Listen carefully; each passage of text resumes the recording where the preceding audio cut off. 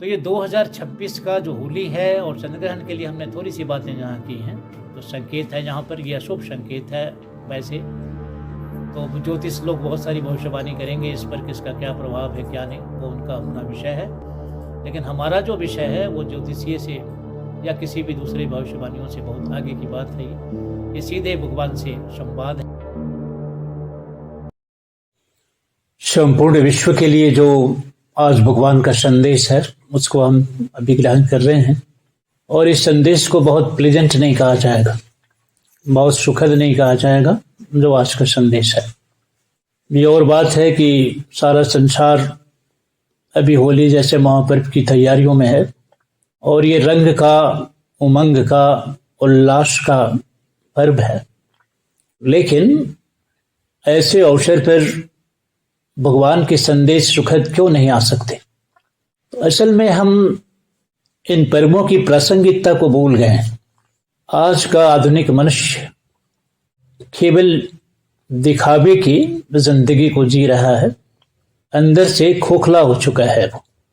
इसलिए इन त्योहारों की महत्ता को, इसकी पवित्रता को पूरी तरह से भूल चुका है।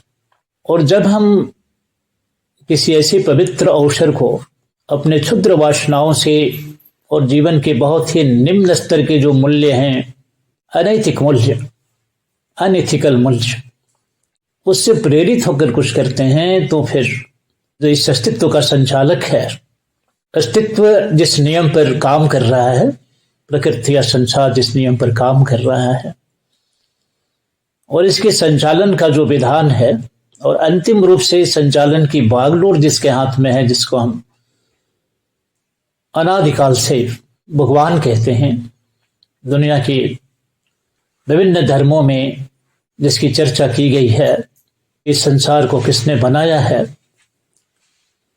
इस संसार को सस्टेन कौन करा रहा है, पालन कौन कर रहा है, इसको बरकरार कौन रख रहा है, ये इतना विशाल आज के वैज्ञानिक युग को पता है कि इस सृष्टि का, इस अस्तित्व का, इस ब्रह्मांड का कितना बड़ा विस्तार है। और उसके लेटेस्ट टेलीस्कोप, हब्बल हो या दूसरे टेलीस्कोप या और भी जो इनके पास साधन है इस पूरे ब्रह्मांड को देखने का, समझने का, उनसे इतनी खबर आ रही है कि अभी भी जितना विस्तार है इस ब्रह्मांड का, उसका न्यूनतम हिस्सा भी विज्ञान को पता नहीं है। अभी बहुत कुछ है जिसको एक्सप्लोर करना है, जिसका अनुसंधान करना है। तो ये कैसे है आखिर? इसके पीछे कुछ है कि नहीं? आप छोटे से डिवाइसेज बना रहे हैं, बहुत सारे आप यंत्र बना चुके, उसमें एक सिस्टम काम कर रहा है। आज के साइबर एज में, आर्टिफिशियल इंटेलिजेंस के युग में ऐसा कहना कि कोई नियम ही नहीं है कहीं पर, अगर कोई नियम ही नहीं है तो बिना किसी नियम के ये आविष्कार कैसे हो रहे हैं? भी जितने तरह के आपके इन्वेंशंस हैं वो कहाँ से आ रहे हैं? फिर ये आविष्कार बिना किसी नियम के तो नहीं हो सकते। आपकी बिजली जल रही है या जितने तरह के आज वैज्ञानिक अनुसंधान है जिसके आधार पर संसार का भी सारा कुछ टिका हुआ है, वो बिना किसी नियम के तो नहीं हो सकते। हमारे हाथों का मोबाइल बिना किसी नियम के तो नहीं है, जैसे ही बस हो गया। तो उसके भीतर एक सिस्टम है, सभी जगहों पर एक सिस्टम काम कर रहा है। तो तुमने बहुत कुछ बना लिए, तुम्हारा बहुत सारा आविष्कार हो गया, लेकिन क्या सृष्टि का आविष्कार ये किसी मनुष्य की देन है? क्या इसे किसी वैज्ञानिक ने बनाया है? क्या ज्ञात हिस्ट्री में कोई ऐसा कह सकता है? ऐसा नहीं है। तो इस विस्तार में अगर हम जाएंगे तो थोड़ा वो विस्तृत हो जाएगा। हमको न्यूनतम समय में हमें वो सारा कुछ कह देना है जो संदेश के रूप में है। तो एक नियम के अंदर ये काम करने वाला यह जो अस्तित्व है जिसमें आप रह रहे हो, इसकी पूरी व्यवस्था को, आज इसकी आंतरिक व्यवस्था को इतना दूषित कर दिया गया है, इतना अव्यवस्थित कर दिया गया है। और मनुष्य या तो किसी विक्षिप्त की तरह, पागलों की तरह, या उन पतंगों की तरह जो किसी जलते हुए दिए को लौ से आकर्षित होकर अपने विनाश के लिए उसमें प्रवेश कर जाता है, वैसे ही ये सारी मनुष्यता अपने विनाश की तरफ जा रही है। और कोई उपाय ऐसा नहीं होता कि वो जलते हुए दीपक के लौ में वो जो उड़कर आता हुआ परिंदा है या जो पतंग है, जो जीव है, उनको बचा लिया जाए। उनकी नियति हो जाती है जलकर मरना। वैसे ही बहुत सुखद नहीं है। आज का संदेश हमें ग्रहण तो करना है,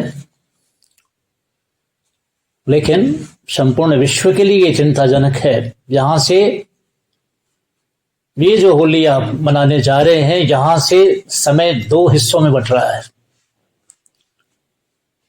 अब तक जो समय रहा वो समय, और इसके बाद जो समय आएगा ये 2 हिस्सों में बटेगा फिर। लेकिन सब कुछ वैसा नहीं रह जाएगा। जो व्यवस्था आप देख रहे हैं, जिस तरह से संसार की राजनीति चल रही है, जिस तरह से संसार की इकोनॉमी चल रही है, जिस तरह से संसार का धर्म तंत्र, व्यापार तंत्र चल रहा है, ये अब चलेगा नहीं। 21वीं सदी विकास के लिए समर्पित युग माना जाता है। इसकी शुरुआत जब हुई थी तो बहुत उत्साह व्यक्त किया गया था संसार की तरफ से, संसार के बुद्धिजीवियों की तरफ से,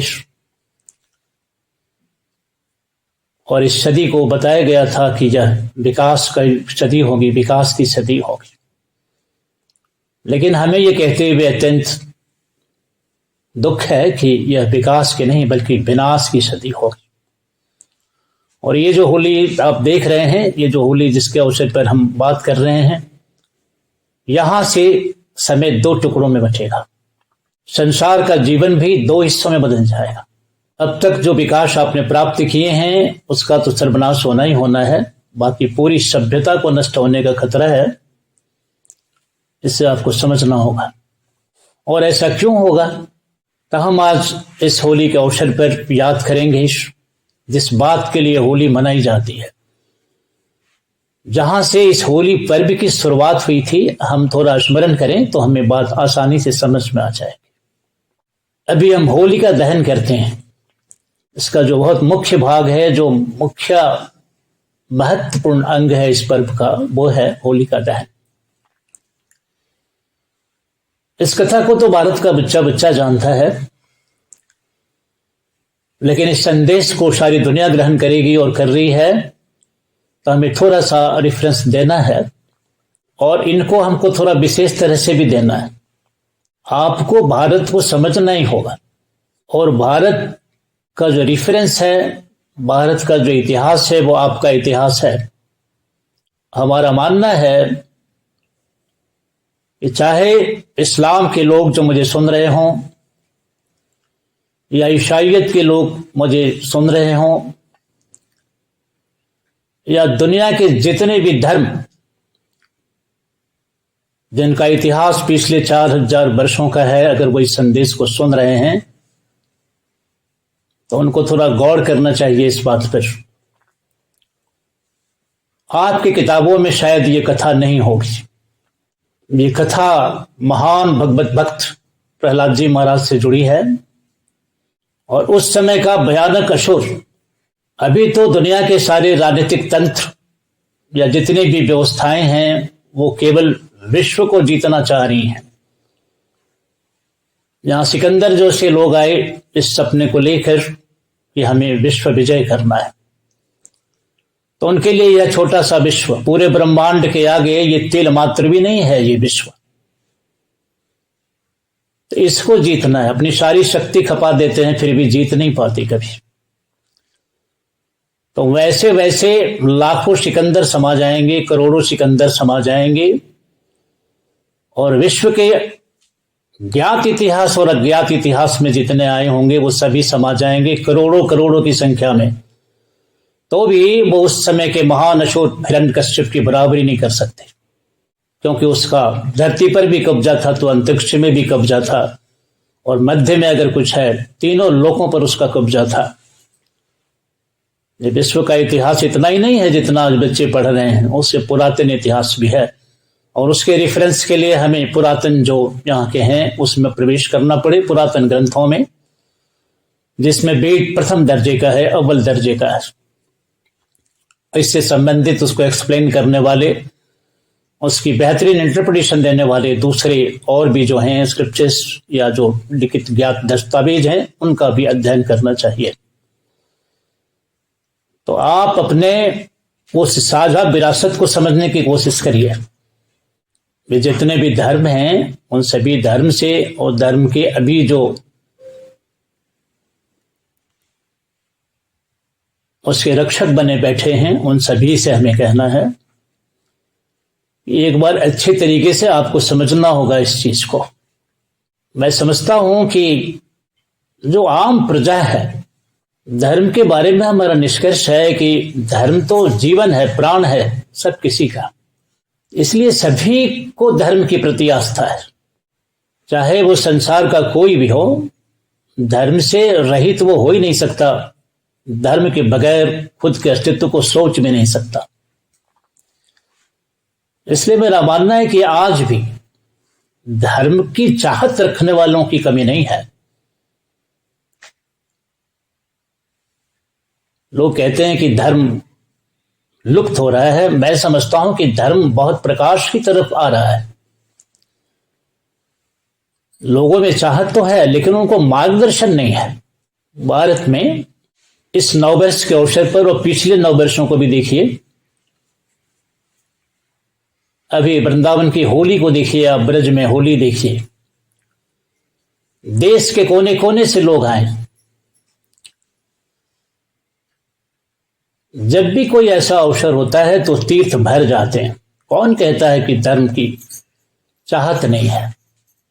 इस न्यू ईयर पर जितने भी धर्म स्थान हैं इस देश के अंदर, उन सभी जगहों पर ट्रैफिक का प्रॉब्लम था। गवर्नमेंट को अलग से एडवाइजरी जारी करनी थी और करनी पड़ी थी।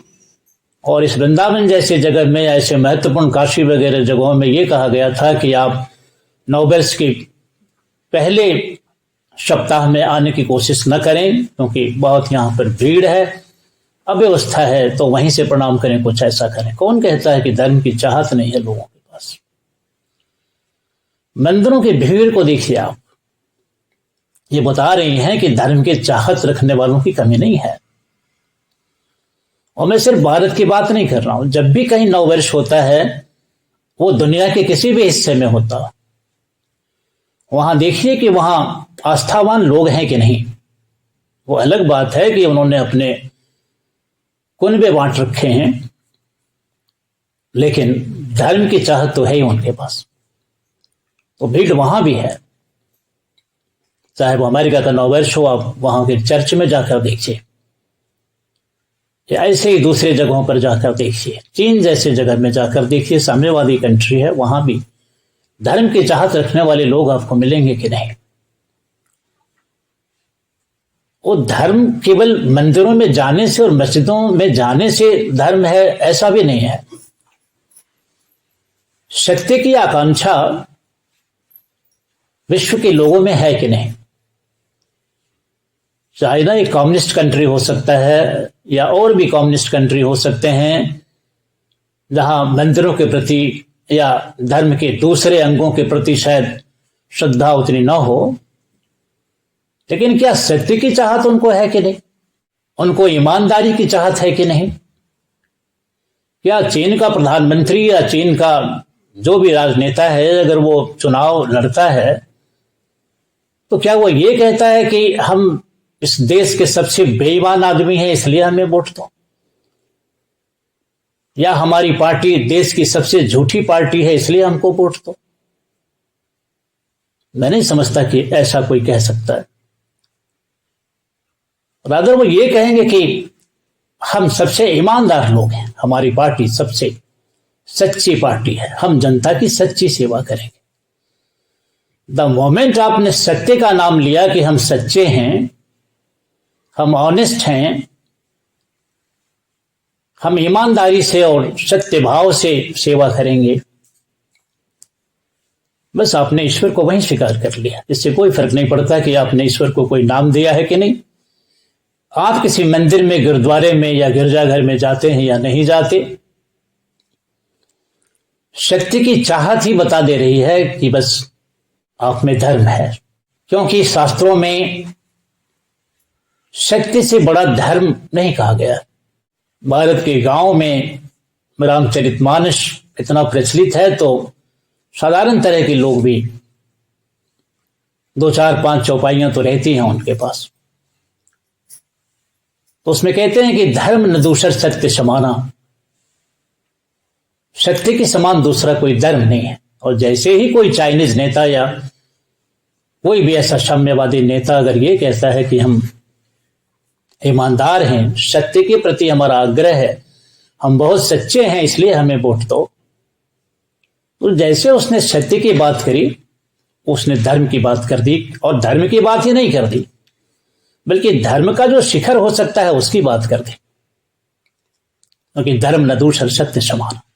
वेद कहते हैं ये तो धर्म होता था जय, जहां धर्म होगा वहीं जय होगी। ऐसा कोई भी विश्व का कोई हिस्सा नहीं है, विश्व का कोई व्यक्ति नहीं है, और उसे खुद भी पता ना हो, साम्यवादी नेता को खुद भी नहीं पता हो कि ये ईश्वर की व्याख्या हो सकती है। और खास करके भारत में तो सत्य को हमने नारायण कहा है, और गांव की छोटे छोटे गांव में, कस्बों में सत्यनारायण भगवान की पूजा होती है। सत्य ही नारायण है ऐसा कहा गया है। तो धर्म की चाहत है, शक्ति की चाहत है। अमेरिकन राष्ट्रपति हो या दुनिया का कोई भी राजनेता अपने को सच्चा बताकर, सत्य बताकर ही अपनी गरिमा और अपने पद को प्राप्त करता है।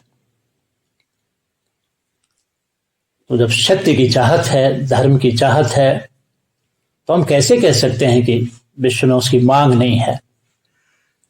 अब ये अलग बात है कि क्षुद्र स्वार्थ हैं, और हमने कहा मार्गदर्शन नहीं है। मार्गदर्शन कौन करेगा? मार्गदर्शन जो धर्म की ध्वजा को लेकर घूम रहे हैं वो करेंगे, जो धर्म के रक्षक बनकर बैठे पड़े हैं, धर्म की ध्वजा के वाहक बने पड़े हैं, जो धर्म के ठेकेदार बने पड़े हैं,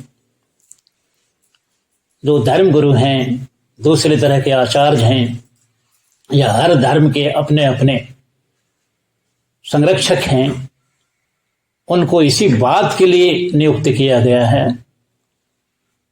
वो अपनी भूमिका को अगर नहीं समझेंगे तो फिर आम प्रजा को ये कहना और ये निर्णय निकाल लेना कि धर्म का अभाव है, और फिर बेमतलब की बातें करते रहना, लोगों को कोसते रहना।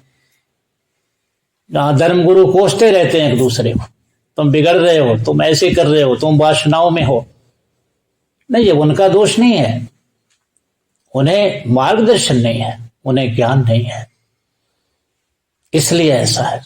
तो उनको सुनना होगा। इस संदेश के माध्यम से भगवान दुनिया के सभी धर्मों के जो रक्षक हैं उनसे विशेष अपेक्षा रखते हैं। अब वो कितने अपनी भूमिका का निर्वाह करेंगे वो अलग बात है, और लग नहीं रहा है कि वो अपनी भूमिका का निर्वाह कर पाएंगे। इसलिए हमने कहा कि फिर इस विश्व के लिए संदेश सुखद नहीं है फिर, क्योंकि धर्म की रक्षा चाहे व्यक्ति करेगा या समाज या परिवार या राष्ट्र या विश्व, जब भी उसकी रक्षा है। धर्मो रक्षति रक्षता है, धर्म अपने रक्षा करने वाले की रक्षा करता है, और जो धर्म का नाश करता है, धर्म के प्रतिकूल जाता है, धर्म उसका नाश कर देता है। नाश तो पहले से ही प्राप्त है, उसको नाश क्या करना है? धर्म को नाश तो तुम पहले से ही प्राप्त है तुमको, तो धर्म की शरण ही तुम लेते हो कि उस नाश से तुम बच सको। और जब तुम उसके ही प्रतिकूल चले गए तो फिर क्या आशा करते हो तुम? फिर तो तुम्हारा विनाश है ही है। तो स्थिति ये हो गई है इस समय, जिसके कारण अब जो यहां सत्य के सच्चे आग्रही हैं, आप समझो कि 100% आप वोटिंग करा के देख लो, और वोटिंग करा के देखा गया है कितने लोग संसार में धर्म को मानते हैं। वोटिंग ये किया गया है कि 100%, 96% ये तो आंकड़ा है, और बाकी 4% नहीं मानते। नहीं, 4% वो लोग हैं जो दुनिया के पागल खानों में बंद हो सकते हैं, उनकी गिनती तो होगी जनसंख्या में, या फिर सड़कों पर पागल हुए पड़े हैं, या कुछ ऐसे कबीले जो अभी पुराने दिनों में ही रह रहे हैं, पाषाण युग के समय के वैसे जंगली कबीले, ये थोड़े से लोग जनसंख्या में काउंट किए गए हैं। इसका मतलब है कि 100% लोग भगवान के प्रति आस्था रखते हैं। मंदिर में जाएं या न जाएं, मैंने क्या कहा कि शक्ति के प्रति तो आस्था है ना। दुनिया में किसी एक आदमी को ढूंढ कर लाओ जिसकी आस्था बेईमानी में हो, जो कहे कि हम बेईमान हैं। बेईमान भी अपने को बेईमान नहीं कहता, तो साधारण कैसे कहेंगे? या कोई सामान्य व्यक्ति जो पागल नहीं हो वो कैसे कह सकता है? और वैसे दुनिया के जो ऑर्गेनाइज धर्म हैं उनके झंडे के नीचे लोग खड़े हैं। ईसाई दुनिया का सबसे बड़ा धर्म है, इस्लाम दुनिया का दूसरे नंबर का धर्म है, और बाकी शेष बची जो जनसंख्या है वो विभिन्न धर्मों में बची पड़ी है। और जो थोड़े से हैं जो अपने को कुछ का कुछ कहते रहते हैं, वो एक तरह से अपने को समझते तो हैं कि वो बुद्धिजीवी हैं, लेकिन विक्षिप्त हैं। और ऐसे बुद्धिजीविता का कोई अर्थ नहीं है, और ऐसे बुद्धिजीवी ही संसार को बर्बाद करने में लगे पड़े हैं। जो कहते हैं कि हम तो अज्ञेयवाद को जानते हैं, या हम तो कुछ नहीं जानते, हम तो ऐसे ही हैं, वो बुद्ध की औलाद बनना चाहते हैं या फिर दूसरों की औलाद बनना चाहते हैं, तो उस तरह से बात नहीं बनती। हमें एक बार डीप डाइव करना पड़े, बहुत गहरे में जाकर। जिन ढूंढा तिन पाएंगे गहरे पानी पैठी। ये कोई ऊपर ऊपर की चर्चा नहीं है। और बहुत ही गंदे तरह के लोग जो अपने को बुद्धिजीवी होने का दावा कर रहे हैं, बहुत बड़े बुद्धिजीवी होने का दावा कर रहे हैं, वो ऐसी ऐसी बातें यहां कर रहे हैं, ऐसी बकवास कर रहे हैं धर्म के नाम पर। उनको ये डर नहीं है कि कोई देख भी रहा है उनको। वो समझते हैं कि हमें कोई क्या कर लेगा। अभी बड़ी भीड़ है ऐसे लोगों की।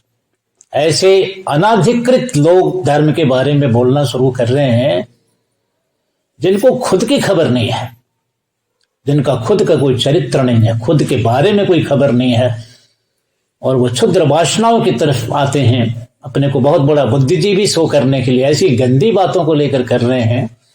लेकिन मैं उनको चेतावनी देता हूं कि उन्हें अब समय लग रहा है, उनके दुर्दिन आने वाले हैं। ऐसी बातें न करें।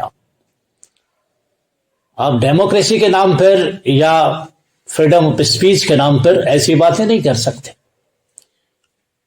और इस देश ने अगर आपको खुली छूट दे रखी है तो आपकी जिम्मेवारियां भी हैं वहां पर।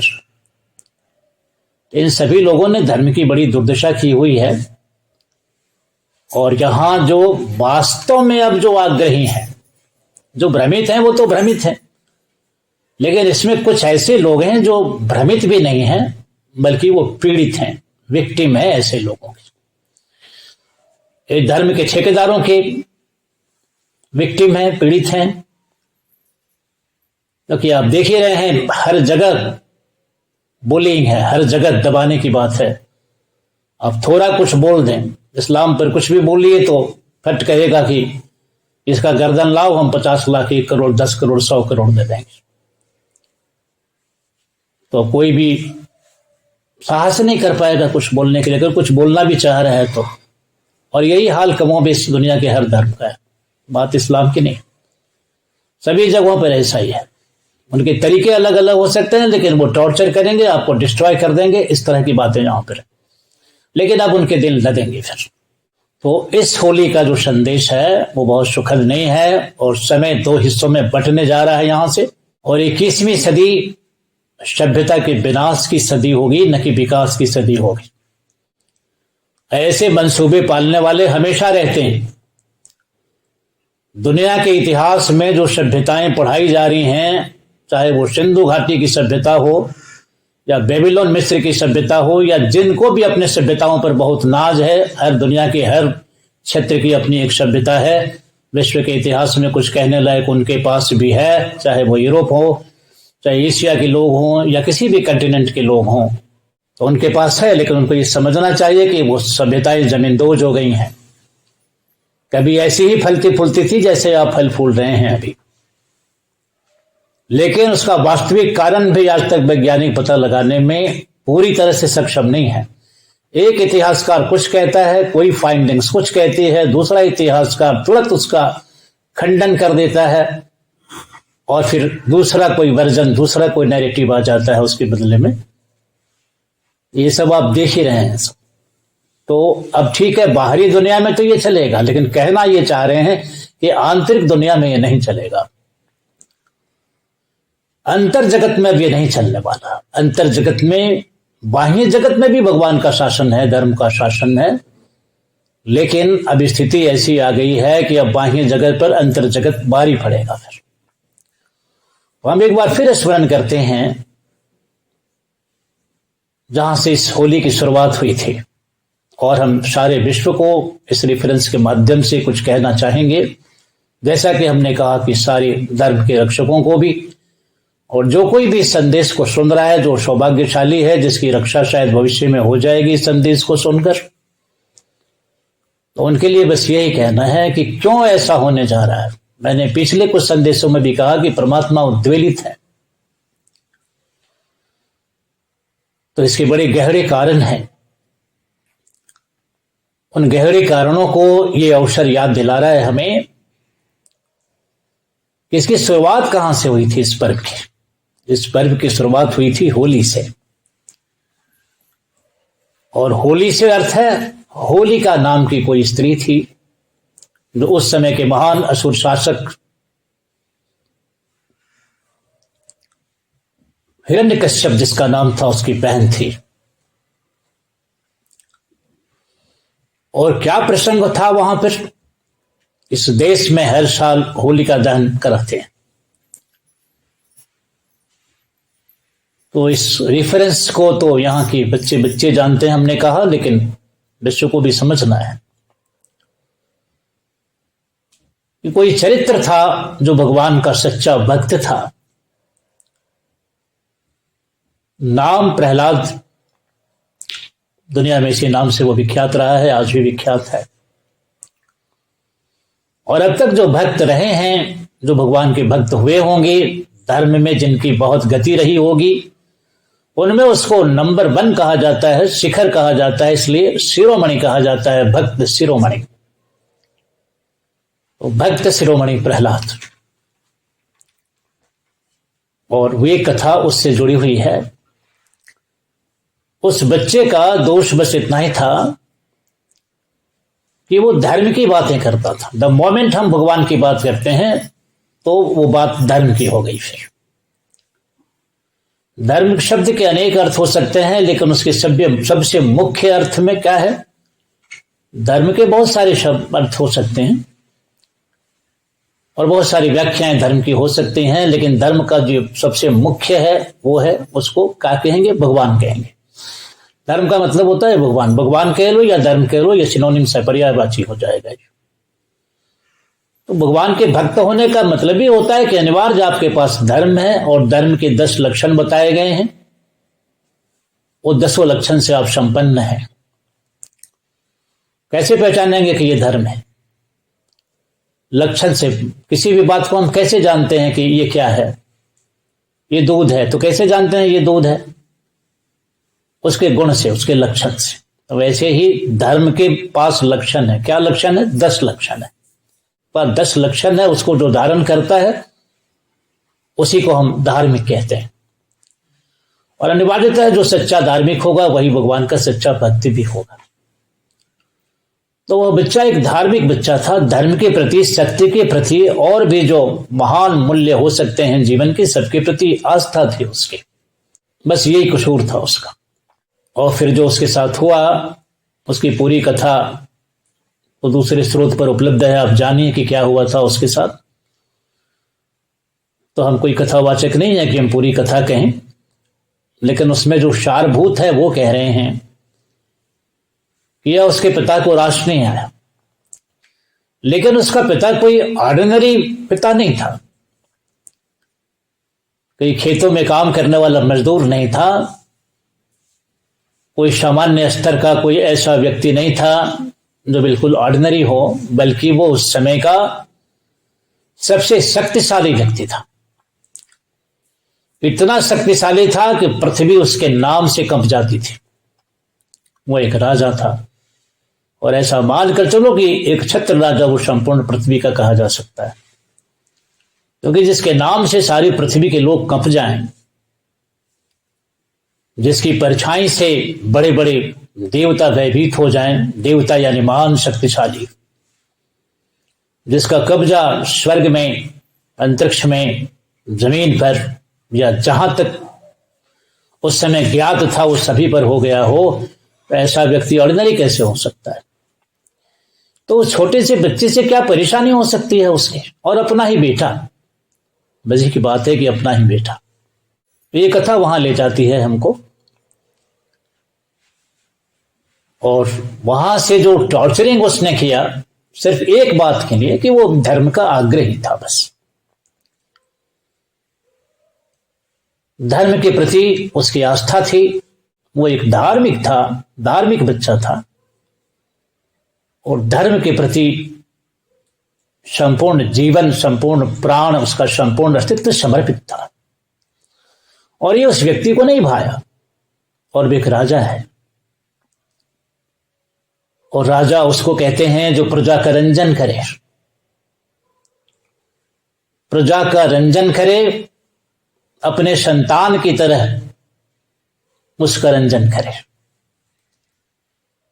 रंजन से अर्थ होता है, मनोरंजन शब्द आप सुनते हैं, जिसमें आनंदित करे उसको। जो राजा अपने प्रजा को आनंदित नहीं कर सकता, ये प्रजा ने उसको चुना ही है कि हमारी शांति, हमारी समृद्धि, हमारा सुख इस राजा के संरक्षण में, इस राजा के अधीन होकर बहुत श्रेष्ठता को प्राप्त होगा। और वह राजा उसके विपरीत अगर जाए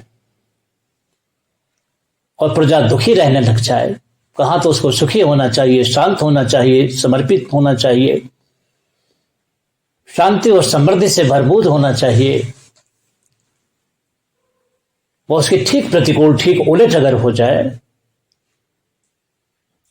तो उस राजा का राजा होना धिक्कार का विषय बन जाता है, और प्रजा की पीड़ा का कुछ अंत नहीं रहता। इसलिए राजा शब्द की व्याख्या करते हुए कहा गया है कि जो प्रजा को आनंदित रखे, सुखी रखे, शांति और समृद्धि दे, ऐसे राजा को ही राजा कह सकते हैं। तो वो कैसा राजा था जो अपने ही बेटे को पीड़ित कर रहा है, और जो अपने ही बेटे को पीड़ित कर सकता है। और राजा की व्याख्या करते हुए कहा गया है कि राजा ठीक वैसे ही अपने प्रजा का लालन पालन करे जैसे एक पिता अपने पुत्र का लालन पालन करता है। अब अपने बच्चे से तो हर माता को प्यार है, अपने बच्चे से तो हर पिता को प्यार है। तो जैसे तुमको पशु पक्षी भी माता पिता के रूप में जब रहते हैं, एक गाय बच्चा देती है तो जाकर देखो, एक कुतिया बच्चा देती है तो जाकर देखो, कोई भी एक सुअर बच्चा देती है, या कीट पतंग, कहीं भी सभी जगहों पर यही नियम है। वो अपने जान पर खेल कर भी, अपने जान के कीमत पर भी अपने बच्चे की रक्षा करते हैं। ऐसा तो पशु पक्षियों में जाया जाता है, तो मनुष्य का क्या कहना। इसलिए यह उदाहरण दिया गया कि जैसे एक पिता अपने पुत्र का लालन पालन करता है, जैसे एक माता अपने बच्चे की रक्षा करती है, हिफाजत करती है, उसको सुखी रखती है, वैसे ही राजा और रानी अपनी प्रजा को सुरक्षित रखें और हर तरह की सुख समृद्धि से उसको संपन्न करें। ऐसा उदाहरण दिया जाता है। लेकिन इस राजा का क्या करें कि पशु पक्षी भी जो नहीं करते, इतने क्रूर नहीं हो सकते अपने बच्चे के प्रति, उतना क्रूर हो गया। और क्रूर होकर उसने जितने भी तरह के दंड दिए जा सकते थे, जो टॉर्चर करा जा सकता था, जो पीड़ा दी जा सकती थी उस बच्चे को, वो हाथियों से रौंदवाने से लेकर, पहाड़ों से ऊंचे चोटियों से फिकवाने से लेकर, उसको भाले बरछे से छेद कर, सर्पों से डसवा कर, यानी जितने तरह के टॉर्चर की प्रक्रिया हो सकती है वो सब किया उसने। और फिर भी वो बच्चा चूंकि धर्म रक्षिता, धर्म धारण करने वाले का धर्म रक्षा करता है। और जैसा हमने कहा कि धर्म का विग्रह या धर्म का सबसे मूर्तिमान विग्रह वो स्वयं भगवान होते हैं, भगवान रक्षा करते हैं, ये अलमाइटी सर्वशक्तिशाली भगवान। तो वो उसकी रक्षा होती रही। लेकिन इस असुर ने क्या चरित्र दिखाया, और अंततः उसकी एक बहन थी जिसका नाम होलिका था। ये होली का इतिहास यही है बस संक्षेप में। वो वरदानी थी, उसको वरदान प्राप्त था कि उसके पास कोई ऐसा वस्त्र था चादर के रूप में,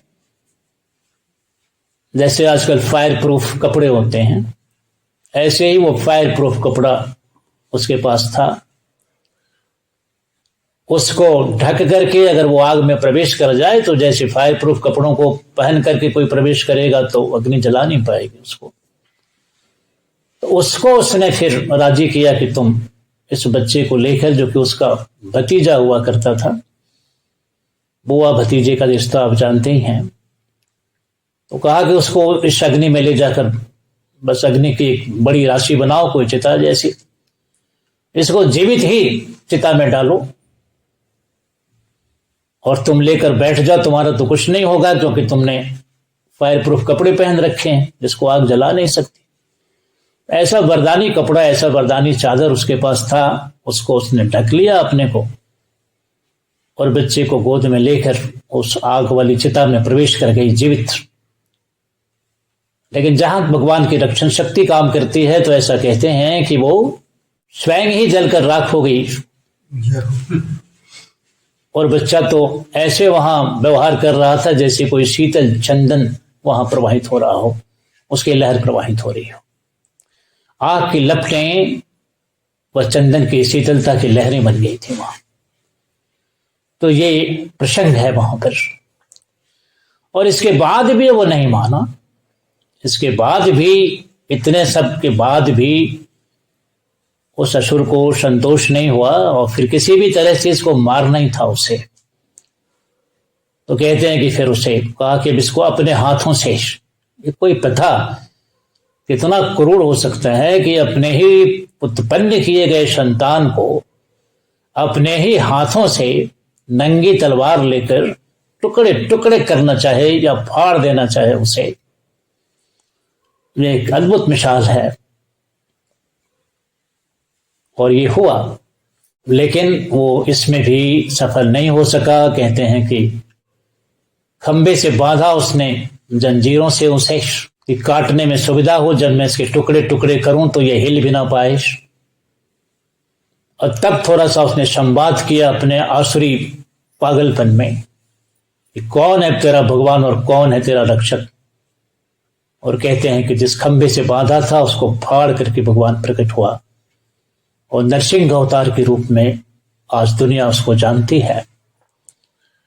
तो वो कथा तो आपको कहीं भी मिल जाएगी। लेकिन अब यहां देखना यह है कि उस असुर को इतनी परेशानी क्या हो गई थी उस बच्चे से। वो छोटा सा बच्चा जिसकी उम्र कहते हैं कि 5 वर्ष की है, तो 5 वर्ष का बच्चा क्या परेशानी पैदा कर सकता है अपने बाप के लिए, या फिर क्या परेशानी पैदा कर सकता है किसी राजा के लिए। उसका अहंकार, धरती से लेकर अंतरिक्ष तक में निवास करने वाले राक्षस सारे असुर उस हिरण्यकश्यप की खिल्ली उड़ा रहे थे कि जिस धर्म की संस्कृति के खिलाफ ये सारी असुर जाति है, तेरे बेटे ने तेरा मुंह काला कर दिया, तेरे घर में ही आस्तीन का सांप पल रहा है। और ये उसके लिए बहुत बड़ी बात थी क्योंकि वह असुरों का राजा था। उसको बहुत ज्यादा लज्जा थी इस बात की बहुत बड़ी पीड़ा थी उसके भीतर कि कहां तो असुर संस्कृति का प्रचार प्रसार करना था इसे। उसने कई बार कहा कि तुम्हें अपनी विद्या सीखनी चाहिए, तुम्हें इस राज्य को, इस विरासत को आगे ले जाना है। लेकिन चूंकि सत्य का वो वाहक था वो बच्चा, सत्य के प्रति उसकी निष्ठा थी, सत्य के प्रति निष्ठा ही नहीं बल्कि वो सत्य का साक्षात विग्रह ही था, तो वो नहीं ले पाया उस चीज को। ऐसे करके ये प्रसंग है। तो इसको हम भूल चुके हैं। कैसे भूल चुके हैं? हमारे पास इस समय सत्य का आदर नहीं है। जैसे सत्य का आदर या भगवान का आदर, देखो जो पवित्र आत्माएं हैं हम उनकी बात नहीं कर रहे हैं।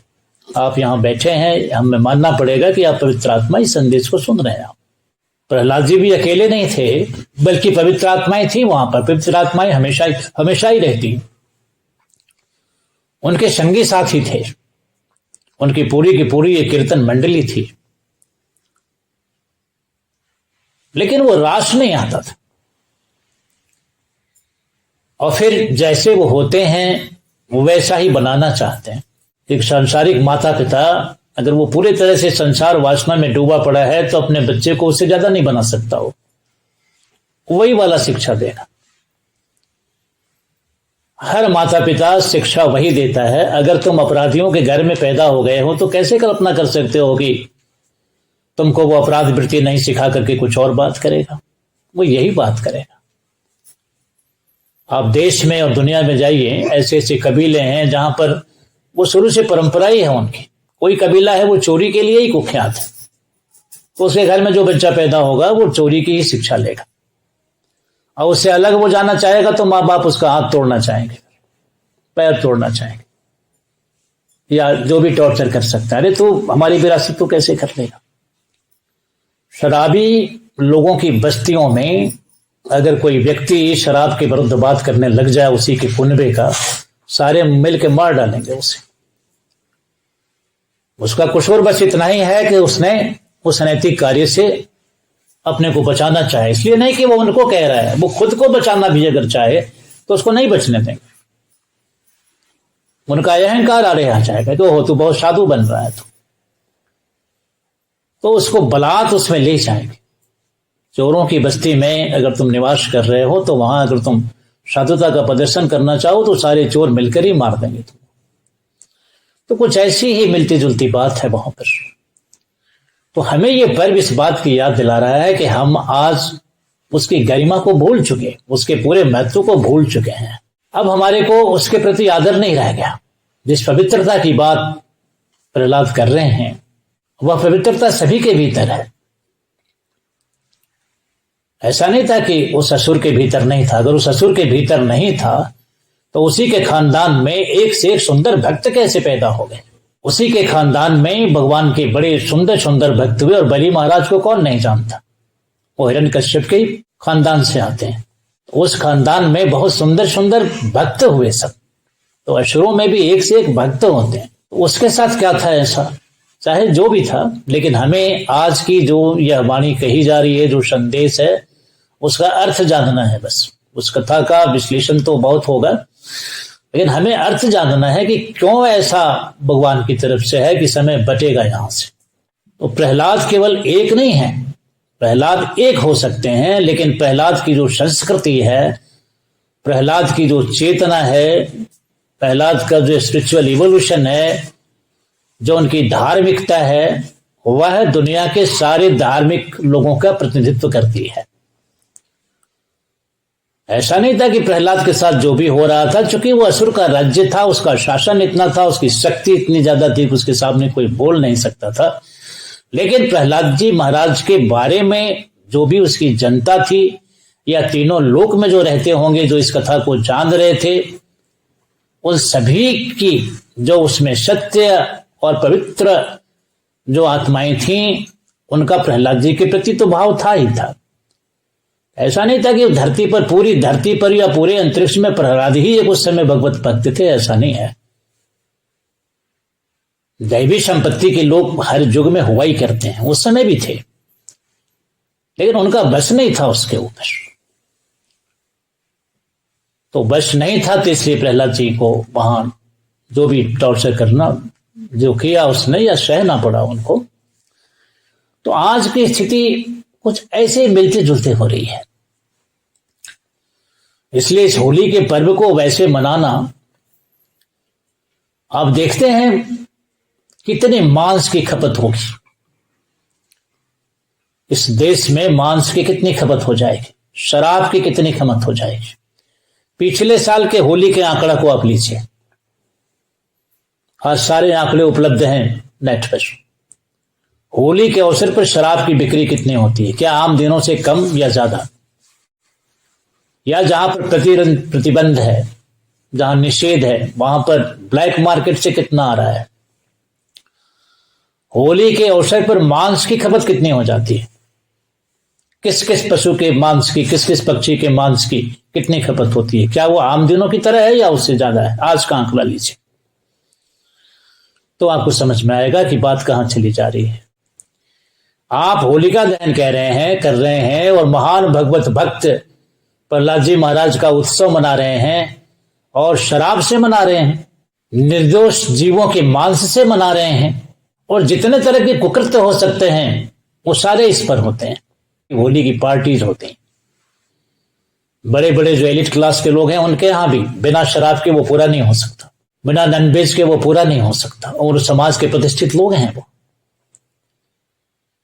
तो ये सारी चीजें, क्या ये होली है, क्या ये होली की जो अपनी मुख्य धारा है उसके आधार पर ये है, क्या इसी के लिए होली मनाते हैं? जिस व्यक्ति ने, जिसके नाम पर आप ये मना रहे हैं, वो धर्म का शिरोमणि था, भक्त प्रहलाद, भक्त शिरोमणि, जिसको अहिंसा के प्रति, सत्य के प्रति, करुणा के प्रति, दया के प्रति, प्रेम के प्रति, छाया के प्रति, क्षमा के प्रति, जिसकी इतनी गहरी आस्था थी, जिसने अपने संपूर्ण जीवन को दांव में डाल दिया, और जाने कितने उसके खाल उखाड़ दिए गए, जाने क्या क्या उसने सहा इस धर्म के लिए, जिसमें अहिंसा भी शामिल है, करुणा भी शामिल है, जितने भी दया, क्षमा, प्रेम, स्नेह, वात्सल्य आदि जितने गुण हो सकते हैं, ऐसे व्यक्ति का उत्सव आप मना रहे हैं ऐसे गंदे तरीके से। जो श्रेष्ठ हैं उनकी बात नहीं कर रहे। आपके यहां नहीं बनता होगा, आप मांस नहीं खाते होंगे, आपके किचन में होली में शायद नहीं होता होगा, लेकिन आप बाकी देखिए, उधर दुनिया का आंकड़ा लेकर देखिए क्या हो रहा है, और हम होली मना रहे हैं। और भी अभी गहराई में जाइए, पूरा व्यापारी वर्ग क्या कर रहा है इसमें, व्यवसाय का आंकड़ा लीजिए। अब होली के नाम पर क्या क्या आफत नहीं चल रही, जो फूड पॉइजनिंग या फूड एडल्ट्रेशन कितना बढ़ जाता है इसमें। आप एक पवित्र व्यक्ति का उत्सव मना रहे हैं और व्यापार कर रहे हैं, गंदी चीजों की मिलावट कर रहे हैं उसके अंदर, बिना इस बात को देखे। तो यह अब एक ऐसा चरित्र बन गया है कि हमने कहा कि इसमें अब किसी तरह के सुधार की संभावना नहीं है। बात वहां पहुंच गई। भगवान बैठकर देखते रहता है, भगवान उस समय भी देख ही रहे थे। जब देख लिया कि अब कहीं कुछ नहीं होने वाला, तो आकर उन्होंने फाड़ दिया। किसको फाड़ दिया? उन्होंने एक हिरण्यकश्यप को नहीं फाड़ा, फाड़ा तो एक ही हिरण्यकश्यप को, लेकिन उस समय के तत्कालीन सारे असुरों को फाड़ दिया। और प्रहलाद जी महाराज का राज तिलक हुआ। क्या समझते हैं कि उसी आसुरी संस्कृति का राज्य रहा होगा क्या प्रहलाद जी के बैठने के बाद? उन्होंने हजारों वर्षों तक इस धरती का शासन किया। पिता के मरने के बाद जो राजा बना वो कौन बना? प्रहलाद जी महाराज बना। ये उसी की संस्कृति का नतीजा था कि उसमें विरोचन जैसे या बलि जैसे भक्त हुए। विरोचन की भक्ति पर तो थोड़ा बहुत शक की गुंजाइश भी है, लेकिन बलि महाराज का तो क्या कहना, जिसने भगवान को अपना गुलाम बना लिया। आज भी बलि महाराज के यहां भगवान बंधक हैं, भगवान को गुलाम बना लिया। अगले मनवंतर के इंद्र होंगे वो। बलि महाराज ने जो यज्ञ किया था वो इंद्र बनने के लिए किया था। भगवान ने कहा कि इस बार तो नहीं, लेकिन अभी तुमको हम इंद्र से भी ज्यादा श्रेष्ठ और सुंदर राज्य तुमको देते हैं। तुम समझते हो कि इंद्र के यहां ही केवल बहुत ऐसा समृद्धि है, ऐसा नहीं है। उससे भी ज्यादा समृद्धि जिस राज्य में है, जिस देश में है, वो मैं तुमको देता हूं। आज भी वो वहां के राजा हैं। और कहा कि अगले जो तुमने समर्पण दिया, जो तुमने भक्ति दिखाई, उसके प्रभाव से मैं तुमको आशीर्वाद करता हूं कि अगले मनवंतर में इंद्र बनोगे तुम। तो बलि महाराज अगले मनवंतर के इंद्र होंगे। और जिनकी भक्ति ऐसी कि भगवान हाथ जोड़कर खड़ा है, उनका शैडो बनकर, द्वारपाल बनकर, ऐसा महान भक्त वहां पैदा हुआ। ये किसका प्रभाव था? क्या ये असुर संस्कृति का प्रभाव था? नहीं, प्रहलाद जी महाराज की जो देव संस्कृति का प्रसार हुआ। जैसे रावण के मरने के बाद विभीषण ने लंका में जिस संस्कृति का निर्माण किया, वैसे ही उस असुर राज हिरण्यकश्यप के मरने के बाद से प्रहलाद जी महाराज का जो राज्य शासन आया, ये उसका प्रभाव था। ऐसे ऐसे महान भगवत भक्त वहां उत्पन्न हुए। तो उन्होंने, भगवान ने एक हिरण्यकश्यप को नहीं फाड़ा, बल्कि उस समय के जितने भी असुर थे, जिनको अपने बल का और अपने श्रेष्ठता का अभिमान था, उस सबको फाड़ दिया। क्योंकि हिरण्यकश्यप का राज्य जब अंतरिक्ष पर था, उस सभी जगहों पर था, तो प्रहलाद जी महाराज ही तो राजा हुए उसके। तो जहां जहां उसका विरासत था, जहां जहां उसका आधिपत्य था, सभी जगहों पर प्रहलाद जी महाराज का नैसर्गिक वहां राज्य हो गया। तो आशासन तो उन्हीं का चलेगा। और कौन ऐसा असुर था जो प्रहलाद जी महाराज के सामने सिर अपना उठा सकता था, जिसकी सहायता में स्वयं भगवान आया हो और इतने बलशाली दैत्य को, ऐसे असुर को फाड़ के रख दिया हो। मजाल किसका था कि उस छोटे से बच्चे के आगे, जो कि राजा बनकर बैठा था, कोई असुर या असुरों का तमाम सम्मिलित समूह भी आकर के और जरा सा खड़ा भी हो जाए उनके सामने और एक नजर भी टेढ़ी कर दे। किसकी मजाल थे उस समय, जिसकी सहायता में साक्षात भगवान खड़ा हो। तो ऐसा शासन हुआ। और एक असुर को नहीं, हिरण्यकश्यप को फाड़ने का मतलब ही था कि सारे संसार के असुरों को प्रतीकात्मक रूप से फाड़ देना। क्योंकि किसी का साहस ही नहीं हुआ, फिर कोई बगावत नहीं, कोई विद्रोह नहीं, क्योंकि जो असर देखा उन्होंने हिरण्यकश्यप का, मजाल किसका था, एक से एक असुर वहां थे उस समय। लेकिन किसी की हिम्मत न हुई कि प्रहलाद जी महाराज पर आकर उंगली उठा दे, क्योंकि जिसकी सहायता में सबसे अलमाइटी भगवान था, तो फिर किसकी मजाल। तो आज थोड़ी स्थिति ऐसी बनी पड़ी है। शास्त्रों ने कहा है कि कलयुग के जितने राजा होंगे वो बहुत क्रूर होंगे, बहुत चालाक होंगे, भीतर भीतर के बहुत घाघ होंगे, और ऊपर से बात करेंगे बहुत चिकनी छुपड़ी। आज बहुत सारी चीजें यहां आई हैं, प्रेस्टन फाइल्स और बहुत सारे चरित्र, प्रेस्टन फाइल्स की बात नहीं है यहां पर, वो सारे इसी तरह से, क्योंकि धर्म का कहीं भी कुछ है नहीं। और बड़े बड़े ये सुपर पावर क्या होता है? ये सुपर पावर ही तो हिरण्यकश्यप है। हिरण्यकश्यप अपनों को क्या कहता था? Super power. तो यही सब सुपर पावर है। एक हिरण्यकश्यप भी सुपर पावर था ऐसा नहीं, बहुत सारे सुपर पावर बने पड़े थे, लेकिन हिरण्यकश्यप उस सबकी अग्रणी था। जैसे आज की दुनिया में माना जाएगा कि हाँ, अभी अमेरिकन राष्ट्र अपने को सुपर पावर कहता है, तो वो सभी को लेकर चल रहा है।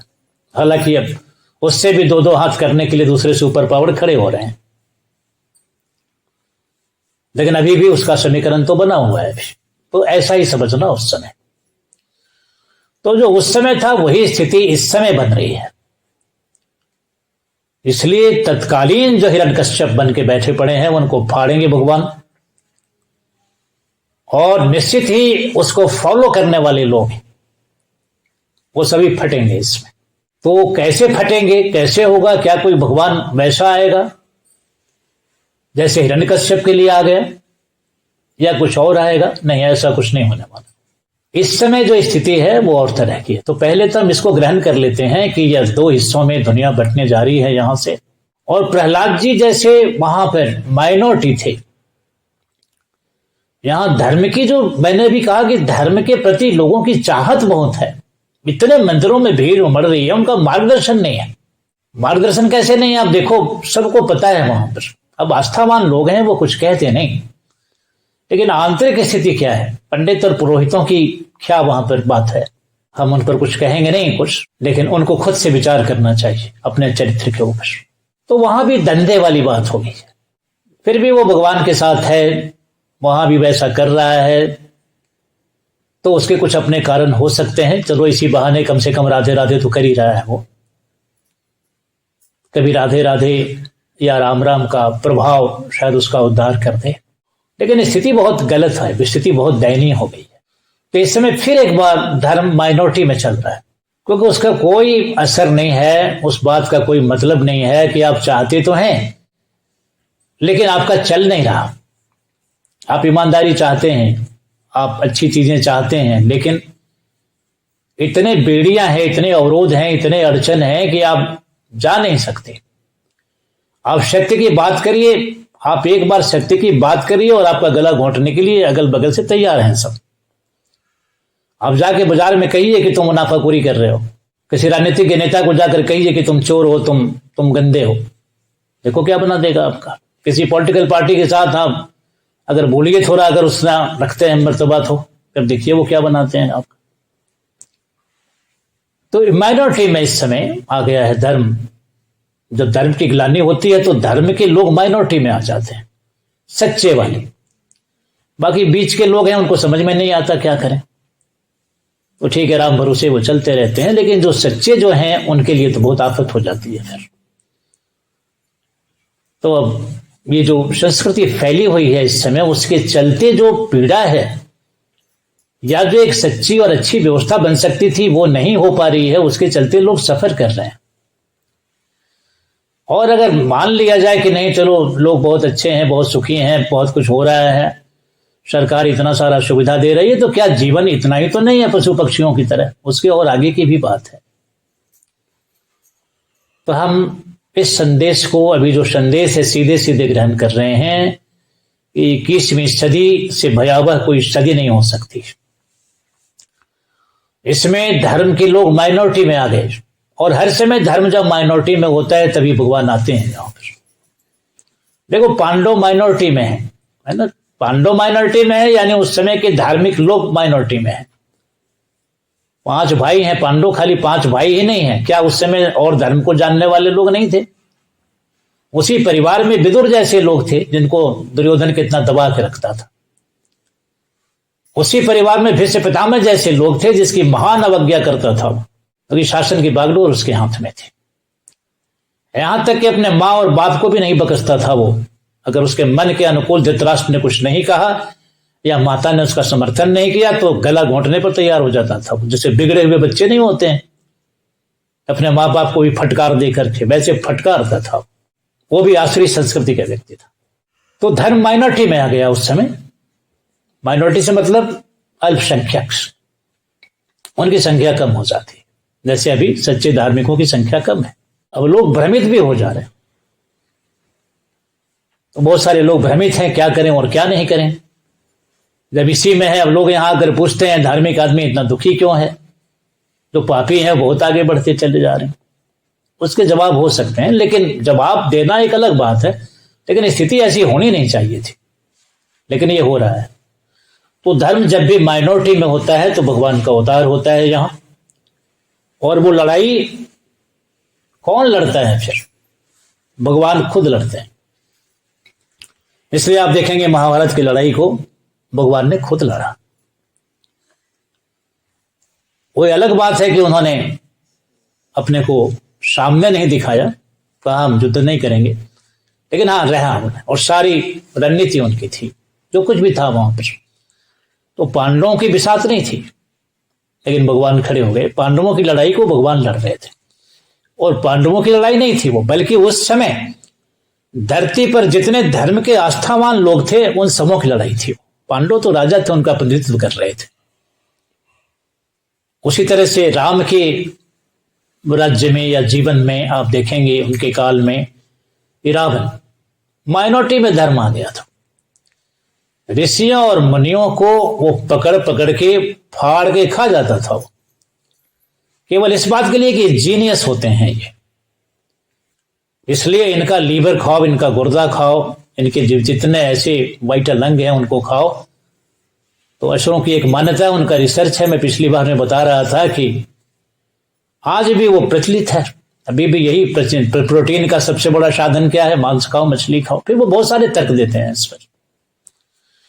फिर वो कहते हैं वेजिटेरियन फूड तो बहुत महंगा है, कौन अफोर्ड करेगा? भले चलो ठीक है, स्वस्थ है, सुंदर है, लेकिन अफोर्ड कौन करेगा? एक एक ड्राई फ्रूट्स हैं जिनका अब कितने में है, तो अंडा तो बहुत सस्ता मिल जाता है। एक मेरे वो कह रहा था कि हम 1 किलो सब्जी खरीदने जाएंगे तो इतना हो जाएगा, उसमें तो 2 अंडा लिया, उसमें रस में बना के पका लिया तो पूरा परिवार खा लेता है उसमें। तो बहुत सारे लॉजिक उनके होते हैं अपने तरह से। इस व्यवस्था को किसने बनाया है?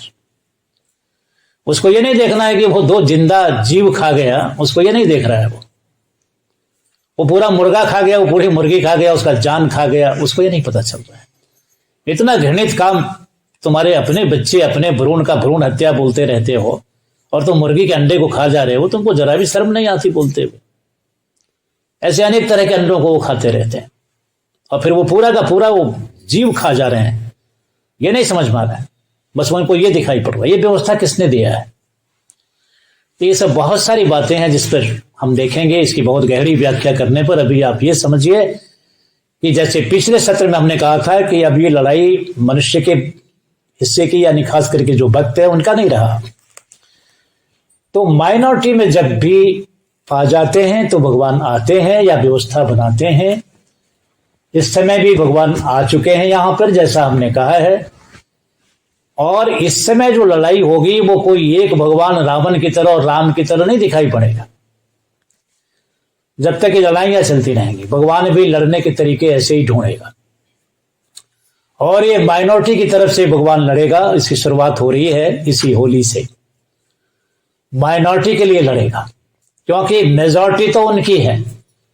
मैंने कहा अगर बोलने का साहस भी कर गए, अगर मैं ये बोल रहा हूं और किसी को अगर ये अच्छा नहीं लगे तो हमारे लिए कुछ भी कर सकते हैं, लेकिन हमें परवाह नहीं इसकी।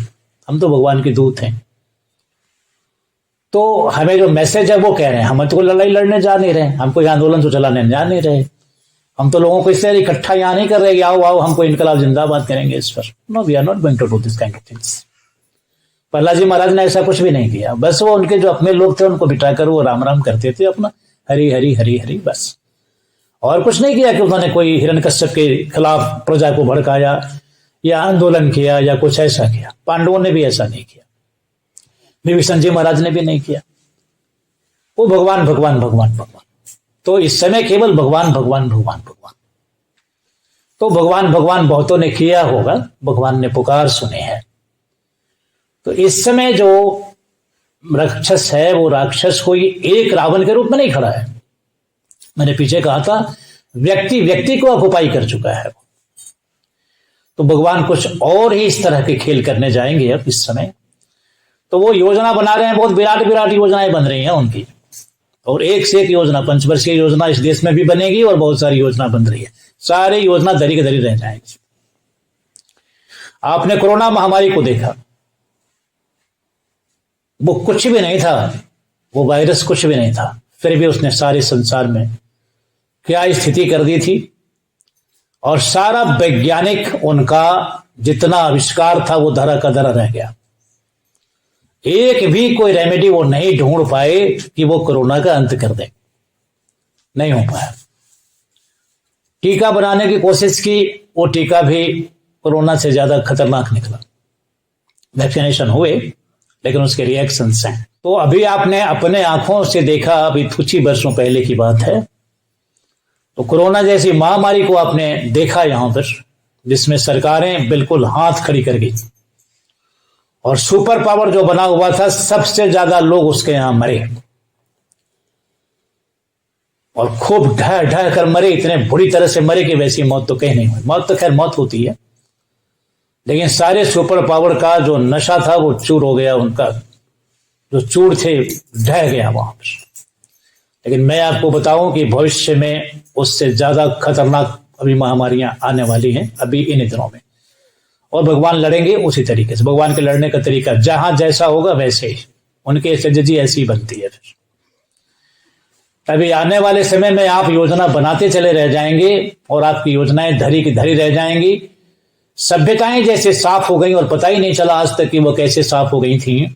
खंडहर मिल रहे हैं, घर मिल रहे हैं, जमीन की खुदाइयां होकर के सिंधु घाटी की सभ्यता के मकान मिल रहे हैं और विभिन्न शहर मिल रहे हैं। आप इतिहास के विद्यार्थी हैं, आपको पता होना चाहिए, या जो भी इतिहास जानते हैं उनको पता है ये सब कुछ। ऐसा ही कुछ हो जाएगा यहां। तो अभी समय दो हिस्सों में बट रहा है। अगली लड़ाई हिंदू मुसलमान की नहीं है, अगली लड़ाई किसी भी बात की नहीं है। वो सारी लड़ाइयां लड़ ली गई, सारी क्रांतियां हो गई, चाहे वो कार्ल मार्क्स की क्रांति हो, चाहे दुनिया के जितने बड़े बड़े सुधारक आए, किसी ने कुछ बका, किसी ने कुछ कहा, किसी ने कुछ कहा, ये सब कलयुग के एजेंट, कुछ भी नहीं हो सका। कोई भी क्रांति विश्व में सफल नहीं हो पाई। किसी भी तरह की क्रांति विश्व में जिस बात के लिए की गई थी वो आज तक सफल नहीं हुई ही नहीं। फिर तो वो सब ऊपरी तल पर, और वो भी सभ्यता को कह लो या संस्कृति को कह लो भ्रमित करने के लिए, या जो व्यवस्था है उसके हिसाब से, तो वो सब फेल है इस समय। क्योंकि जैसा मैंने कहा कि आप उल्टा चलेंगे तो परिणाम उल्टा ही आएगा, चाहे आप मन में कुछ भी सोचिए। आपकी दिशा क्या है उस पर तय होगी। जाना जयपुर है और उल्टी दिशा में चलेंगे तो जयपुर नहीं, आप जापान पहुंच सकते हैं, पूरी पृथ्वी की परिक्रमा कर सकते हैं, लेकिन जयपुर तो बगल में ही था, 4-6 घंटे में पहुंचा जा सकता था। लेकिन आपने रास्ता गलत पकड़ लिया, तो आप सैकड़ों वर्ष लगा सकते हैं और रास्ते में आपकी मृत्यु हो जाएगी, फिर वो आप नहीं पहुंचेंगे क्योंकि डायरेक्शन आपने गलत पकड़ लिया। तो ये संपूर्ण विश्व का डायरेक्शन गलत है और सही डायरेक्शन क्या है? भगवान के सिवा, धर्म के सिवा और कोई डायरेक्शन हो ही नहीं सकता यहाँ पर। तो उससे बिल्कुल उलट जा रहे हैं। तो अभी हमने कहा कि ये सबसे भयानक अभी वक्तव्य है। 21वीं सदी की जो सबसे भयानक बात हो सकती है वो है, और ये कोई पोथी देख करके, किताब निकाल करके और ऐसा किसी, ये कोई नास्तिकदन की भविष्यवाणियां और इस तरह की भविष्यवाणियों वाली बात नहीं कही जा रही है कोई लाल किताब से, किसी किताब से। ये वो कहा जा रहा है जो आंखें देखी सच है, जिसका सीधा कनेक्शन इस अस्तित्व की व्यवस्था से है। और कोई भी दृष्टा ऋषि इस बात को जानने में सक्षम है। लेकिन मैंने कहा कि हमारी बात आप माइनस कर दो, ये संदेश भगवान की तरफ से है। अब कैसे माना जाए कि ये भगवान की तरफ से है? दो ही बात है, इसको जांचो। जांचोगे कैसे? तुम क्या भगवान को खेल समझ रखे हो तुम, कि तुम गवाहियां मांगने आओगे? तुम, उसका वक्तव्य अपने आप में सबसे बड़ी गवाही है। और गवाही इस एक बात की है, तुम अपने अंतरात्मा को देखो, तुम चोर हो कि नहीं, तुम गंदे हो कि नहीं, तुम्हें जो जिम्मेवारी दी गई है उसका गलत तरीके से तुम निर्वाह कर रहे हो कि नहीं। अगर तुम एक राजा हो तो तुम चोर राजा हो कि नहीं, एक व्यापारी हो तो तुम चोरी कर रहे हो कि नहीं व्यापार के अंदर, या जहां कहीं भी तुम बैठे हो, तुम धर्म के ऊपर बैठे हुए हो, तुम धर्म में क्या, धर्म की जो सही दिशा है, दशा है, उसके अनुकूल तुम जा रहे हो? यहां पर कोई समझ नहीं है तुम्हारी। इतने सारे यहां हो गए हैं धर्म के, हर व्यक्ति भगवान की बात कर रहा है, हर आदमी सत्य की बात कर रहा है, हर व्यक्ति नैतिक मूल्यों की बात कर रहा है। किसी से पूछो, वो आपको इतनी बड़ी व्याख्या दे देगा। आज का आदमी, और खास करके जब से ये नेट और इंफॉर्मेशन टेक्नोलॉजी आई, तब से आप देखेंगे बस वो आधी अधूरी जानकारी उनको उपलब्ध है, वहां से लिया और फिर कुछ कह दिया। और वो ऐसी अथॉरिटी के साथ कह रहे हैं जैसे कोई एकदम उनके साथ, उनका इतना अधिकार है उस विषय पर। लेकिन बिल्कुल खोखली चीजें हैं। तो इतने दावे के साथ वो बातें की जा रही हैं। एक एक धर्मगुरु यहां पर ऐसे बैठे हैं, एक एक धर्म की व्याख्या करने वाले, और भी बहुत तरह की चीजें अभी इस समय चल रही हैं। वही पतंगों की बात है, जब जलने की बारी आती है तो फिर उधर ही जाएंगे वो। तो ऐसे ये सभ्यता उधर भागी चली जा रही है। कोई पॉलिटिशियन बैठा हुआ है, वो ईश्वर से भी ऊंची बातें कर रहा है, मानो वो ईश्वर ही नहीं, ईश्वर का भाई ईश्वर है वो। तो इस तरह की बातें दुनिया की सरकारें कर रही हैं। तो बहुत सारी चीजें वहां पर हैं। हम इतने का अगर डिटेल्स अगर देने लगे तो समय बहुत कम है अपने पास। सीधा संदेश है कि आप अपने गंदगी को खुद जानते हैं। बस अगर आप राज्याध्यक्ष हैं तो आपको पता है कि आप गलती कर रहे हैं, और गलती करना आपकी मजबूरी है। इस भारत के प्रधानमंत्री की कोई औकात नहीं है कि वो अमेरिका के खिलाफ चला जाए या जो नेक्सस बना हुआ है उसके खिलाफ जाकर कोई डिसीजन ले ले। नहीं, आपने देखा अभी टैरिफ का मामला था, कई जगहों पर कंप्रोमाइज करना पड़ा क्योंकि उसको सरकार चलानी है, उसको तो इनके बस का कुछ भी नहीं रह गया है। लेकिन जो आम जनता है, आम जनता से मेरा मतलब है वो लोग जो धर्म में आस्था रखते हैं, जिनके लिए धर्म शांति और समृद्धि का मुख्य स्रोत है, वो आज पीछे जा रहा है। लोग सवाल उठा रहे हैं धर्म के ऊपर, तो सच्चे धार्मिक लोग हैं कि हम इतने पीड़ित हैं, हम इतने कष्ट में हैं, हम क्या करें इसके लिए। ऐसा नहीं होना चाहिए था। लेकिन ये संक्रमण काल है। पांडवों को या प्रहलाद जी महाराज को या जिस किसी भी भक्त की हिस्ट्री आती है, वो संक्रमण काल होता है उस समय। तो एक तरह का संक्रमण काल इस समय है। लेकिन भगवान ने इसको अब ले लिया है सीरियस तरीके से। जब भी हमने कहा पिछले कुछ संदेश जो हमारे आ रहे हैं, इसी तरह के संदेश आ रहे हैं और ये आते ही रहेंगे। तो अब इस होली क्या जो हम कह रहे थे, यहां से समय बट रहा है। अब समय बट रहा है तो ये लड़ाई, मैंने कहा कि ये किसी हिंदू मुसलमान की नहीं है, ये किसी देश और देश की नहीं है, ये कोई आर्थिक लड़ाई भी नहीं है, ये किसी भी तरह की लड़ाई नहीं है। अब ये सीधे और सीधे जो लड़ाई है वो धर्म और अधर्म की लड़ाई है। क्योंकि बाकी जितनी चीजें हैं वो गौण हैं, वो बाई प्रोडक्ट हैं। अगर एक चीज को सही कर दिया जाए तो बाकी चीजें सभी सही हो जाएंगी। केवल धर्म के तंत्र को सुदृढ़ कर दिया जाए तो बाकी सारे धर्म तंत्र जो कि सबका आधार है, रीढ़ की हड्डी है, ये दूषित है। इस समय इतने सारे धर्म हैं, वो आपस में ही कट मर रहे हैं। जो धर्म आपस में कट मर रहा होगा वो दूसरे को शांति कहां से दे सकता है, दूसरे को समृद्ध कैसे बना सकता है, जो खुद ही दिवालियापन है, जिसकी कुछ पता ही नहीं है। आप बड़े से बड़े आचार्य से बात कर लीजिए, कुछ पता ही नहीं है। वो कुछ ऐसी बनावटी बातें कर रहा है या कुछ वैसी बातें कर रहे हैं जिसका ठोस आधार नहीं है। हाँ, एक बात ठीक है, भगवान भगवान करने के लिए कह रहा है, वहीं तक ठीक है बस। लेकिन बाकी जितनी बातें कर रहा है वो सब खुद ही उसका अपना जो अंतर की व्यवस्था है वो खुद ही दूषित है।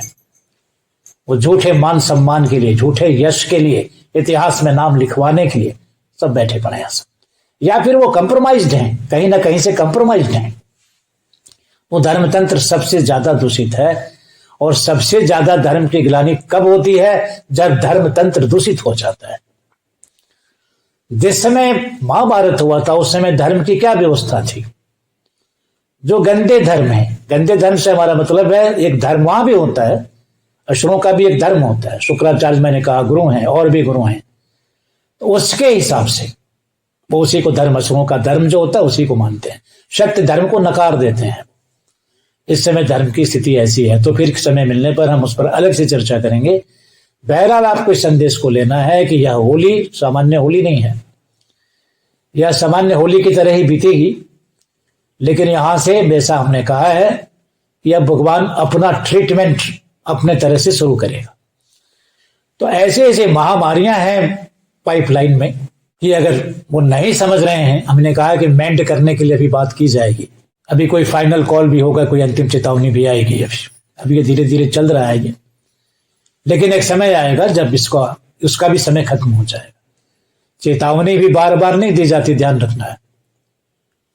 पुलिस अगर अपराधी को गोली मारती है तो पहले उसको वार्निंग देना है, उस वार्निंग का भी अपना एक प्रोटोकॉल है, उतने ही तक। ये नहीं कि अब उसको बस देते ही रहना है, ऐसा नहीं।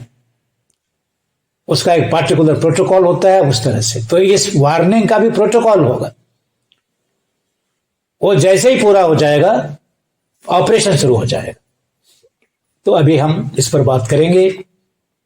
आज का संदेश यह है, जो धर्मप्राण जनता है उसके लिए सलाह तो बस इतना ही है कि वो भगवान का भरोसा करे और भगवान को एकमात्र अपना राजा और रक्षक नियुक्त करे।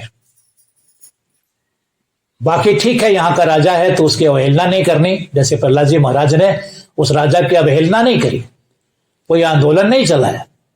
उन्हीं के तर्ज पर वर्तमान समय में गांधी ने सविनय अवज्ञा आंदोलन चलाया। वो सविनय अवज्ञा क्या होता है? हालांकि गांधी का वो आंदोलन अधूरा है, लेकिन वास्तव में सविनय अवज्ञा क्या हो सकता है? यानी राजा के प्रति हमारी आस्था नहीं है।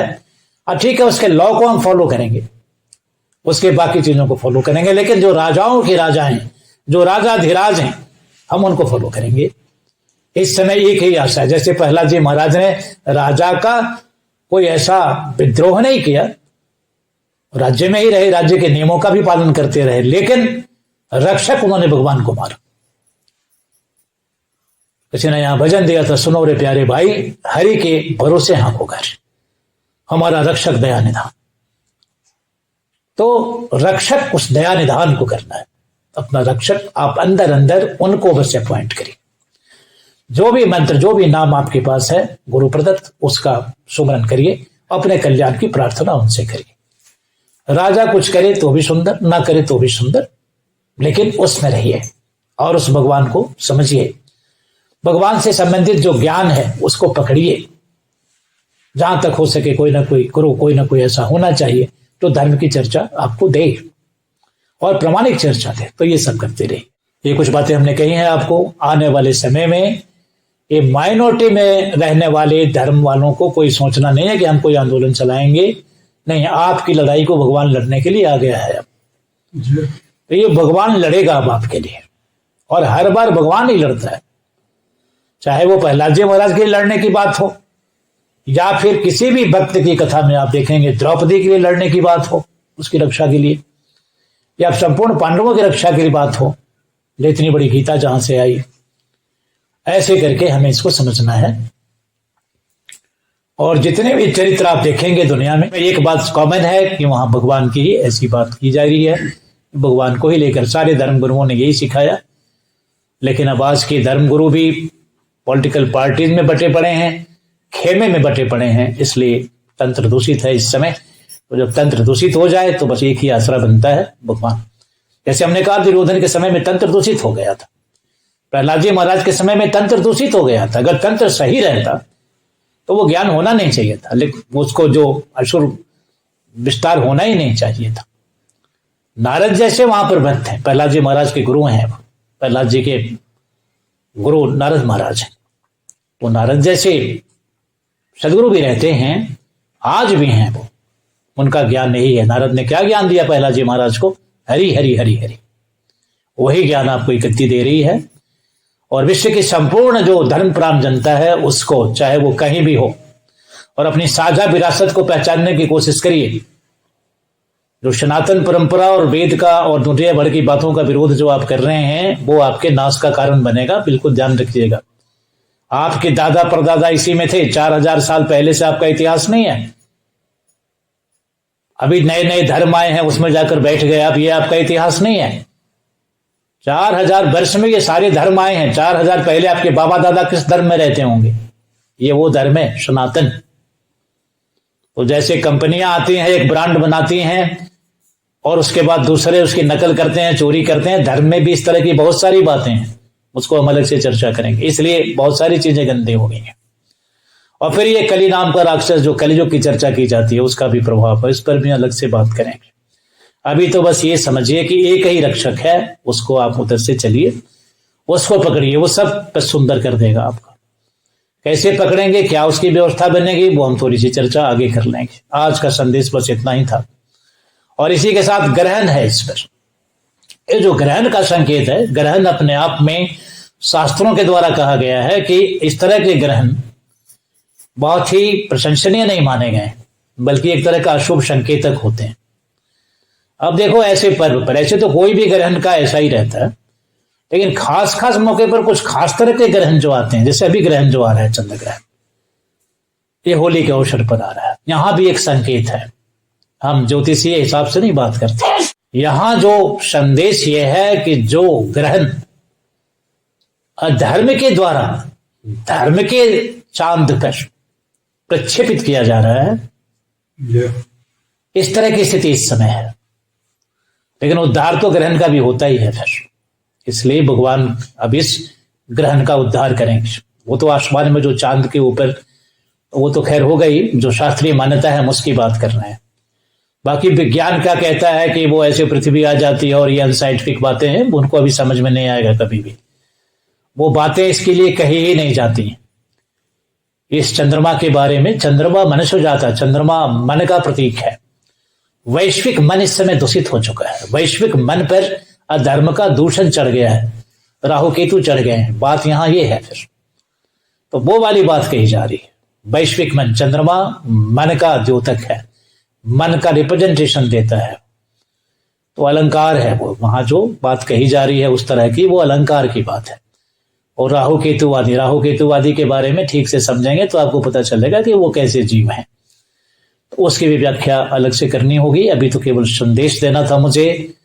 21वीं सदी जो कि बहुत बड़ा एजेंडा बना के बैठे पड़े हैं लोग, और बहुत सारी चीजें पाइपलाइन में उनके भी हैं, लेकिन अगर एक चीज का अभाव, उसको अगर आपने करेक्शन नहीं दिया तो ये सबसे खतरनाक और विनाश की सदी होगी। और जैसा हमने कहा कि भगवान लड़ेगा इस लड़ाई को, इसमें वो नहीं देखना है कि नहीं हमेशा भगवान लड़े हैं। भगवान हमेशा की तरह इस बार भी लड़ेंगे। कहीं प्रहलाद जी महाराज को मोहरा बनाकर, कभी पांडवों को मोहरा बनाकर, कभी कोई मोहरा बनाकर, इस बार भी कोई मोहरा, चाहे जैसा भी भगवान समझेंगे वो देखेंगे। और युग के अनुरूप जो द्वापर में हुआ वही कलयुग में होगा, दोहराया जाएगा। वो नहीं, एक ही बात दोहराई जाएगी, अधर्म का नाश अधर्म की जाए, लेकिन जो उसका ब्लूप्रिंट होगा वो अलग होगा। फिर तो इस समय का ब्लूप्रिंट हम फिर उस पर बात करेंगे, क्योंकि समय शायद ज्यादा होता जा रहा है, तो हम यहीं पर इसका उपसंहार करना चाहेंगे। तो ये 2026 का जो होली है और चंद्रग्रहण के लिए हमने थोड़ी सी बातें यहाँ की हैं, तो उसका भी उद्धार तो संकेत है यहाँ पर। यह शुभ संकेत है। वैसे तो ज्योतिष लोग बहुत सारी भविष्यवाणी करेंगे इस पर, किसका क्या प्रभाव है क्या नहीं, वो उनका अपना विषय है। लेकिन हमारा जो विषय है वो ज्योतिषीय से या किसी भी दूसरे भविष्यवाणियों से बहुत आगे की बात है। ये सीधे भगवान से संवाद है और यहाँ से कुछ बात है। तो आपके लिए सुखद है, आपकी रक्षा सीधे भगवान करेंगे, जैसे प्रहलाद जी महाराज की रक्षा वो कर रहे थे। यह होली आपको यही बता रही है कि आपकी रक्षा भी वैसी होती रहेगी। आप धर्म पर दृढ़ता के साथ रहिए और भगवान आपको हर जरूरी चीज सप्लाई करते रहेंगे, आपकी रक्षा वो हर तरह से करते रहेंगे। आप भगवान के प्रति आस्था बांध रहिए, ईमानदार रहिए।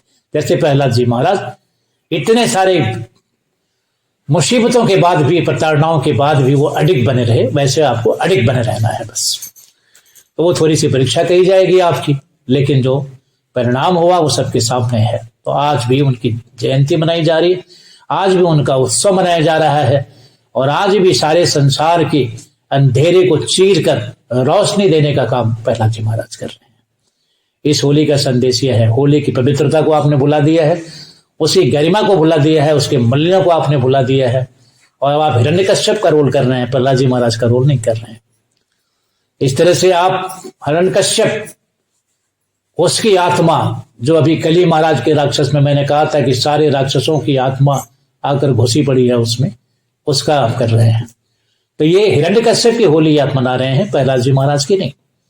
हिरण्यकश्यप हमेशा फाड़ा गया है, ये लोग भी फाड़ दिए जाएंगे जो निर्दोष होंगे।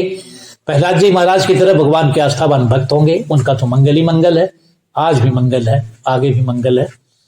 लेकिन 21वीं सदी के जो झंडे को लेकर आगे चल रहे हैं और बहुत मस्ती से और बहुत उछल उछल कर बातें कर रहे हैं, उनके लिए बहुत सुंदर नहीं है, बहुत सुखद नहीं है। एक महामारी ने सिखा दिया आपको, और अभी तो ये कुछ भी महामारी नहीं थी, आपको बता दें महामारियों की लंबी कतारें हैं अभी, है ना। तो भगवान के द्वारा प्रक्षेपित की जाएंगी वो समय। फिर उसी तरह से वर्ल्ड वार हमने कहा था, वो सारा कुछ है। और भगवान के इतने तरीके हैं जो दुनिया ने आज तक जो तरीका नहीं जाना होगा, वैसे नए तरीके का इजाद होगा और वैज्ञानिक अनुसंधान करेंगे अगली बार में कि क्या ये क्या था, है ना। तो ऐसी ऐसी चीजें विनाश के लिए यहाँ पर मौजूद है इस समय। तो ये विकास की सदी नहीं, विनाश की सदी है। किनके लिए? और हिरण्यकश्यप के दल वालों के लिए। और ये भी हो सकता है, बहुत सारी चीजें हो सकता है नहीं, लेकिन यही है। तो थोड़ा समय हमारा कम रह गया, तो अगली बार हम चर्चा कर लेंगे इसकी। बाकी हम आपको यहीं आशीर्वाद करना चाहेंगे। और इसकी इतनी, हम जितना भी इस पर बता दें आपको उतना कम है। हम चित्रण करने के लिए नहीं है कि कैसे कैसे हम चित्रण करना चाहें तो एक एक रेसे को निकाल कर रख दें आपके सामने, लेकिन बहुत ही कम शब्दों में और बहुत थोड़े से समय में, समय की मर्यादा है, तो हमें ये कहना पड़ा है। इससे भयावह स्थिति कुछ नहीं हो सकती जो अभी विश्व देखने जा रहा है। ऐसी जैसे हिरण्यकश्यप प्रताड़ना देता था प्रहलाद जी महाराज को, उसका सभी का जोड़ घटाव करके भगवान ने एक ही बार में निकाल दिया। वैसे ऐसे यहाँ पर भगवान की तरफ से प्रस्ताव हैं इन धार्मिकों की रक्षा के लिए और धर्म की रक्षा के लिए। ये उसकी कल्पना भी न धार्मिकों के पास नहीं है। हिरण्यकश्यप ने सोचा भी नहीं था सपने में भी कि ऐसा हस्त्र हो जाएगा हमारा कि हमारी आंखें निकाल करके और यूं फेंक दी जाएंगी, चर्बी और आंत सारी, ऐसी दुर्दशा हमारी हो जाएगी। कल्पना नहीं था। इस सभ्यता के लंबरदारों को यह भी कल्पना भी नहीं है कि क्या हो सकता है फिर, लेकिन क्षण मात्र में चीजें बदल जाएंगी। ऐसी भयावह स्थिति है इस समय। हम आगे इसकी चर्चा करेंगे। बाकी अभी समय के लिए बस इतना ही है कि जो यहाँ धर्म प्राण हैं, धर्म के प्रति जिनकी गहरी आस्था है, उनसे हम कहेंगे कि अपने उस आस्था को दृढ़ता के साथ पकड़े रहें। प्रहलाद जी महाराज की तरह होली का सही संदेश ये है और ये सही होली उत्सव है। इस तरह से करें और उनके जीवन में फिर रंग है, उमंग है, तरंग है, उल्लास है। और बाकी हिरण्यकश्यप का जो हुआ आपको पता ही है। बस वही वाला यहाँ आशय था हमारा कहने का या भगवान के संदेश का। हमने कम कहा है, आपने इसको ज्यादा समझना है और समझ करके इस पर अमल करना है। आपके लिए जो शुभ है, आपके लिए जो बहुत मंगलमय है, वो हमने आपको बताया है। पीछे भी बताते रहे हैं, आगे कुछ और बताते रहेंगे। बाकी बस एक ही याद रखना है हर स्थिति में भगवान, और भगवान कैसे, भगवान का नाम या जो कुछ भी आपके पास है उनका स्मरण उसको आप करें और वही आपके रक्षक हैं, ऐसा आस्था रखें और आपका मंगल होगा। और ऐसा जो भी करेगा वो विश्व के किसी भी हिस्से में होगा, उसका मंगल होगा, उसके मंगल पर कोई संदेह नहीं है। भगवान आस्था का विषय है, संदेह करने की बात नहीं है। संसार की बातों में संदेह किया जाना चाहिए। जहां तक भगवान का प्रश्न है, वो प्रमाणित कर चुके हैं युगों युगों से। विश्व का इतिहास और दस्तावेज इस बात के प्रमाण है। और नहीं भरोसा हो रहा है तो आप प्रतीक्षा करिए, आप अपनी आंखों से देखेंगे जो इस गद्दी ने आपको बताया है। अभी इसी प्रकाश में हम आपको शुभकामनाएं देते हैं। होली तो आपके लिए है ही, खूब सुंदर होली मनाएं, रंग और उत्सव के साथ मनाएं, भगवान के साथ मनाएं, शुद्ध और सुंदर मूल्यों के साथ मनाएं, आपका मंगल है। और बाकी जो हिरण्यकश्यप वाले लोग हैं वो अपना निर्णय करें और अपना समझें कि उनको आगे क्या करना है और कैसे करना है। इस रंगोत्सव पर हम आपको बहुत बहुत विशेष आशीर्वाद और ढेर सारा प्रेम आप सुनते रहें।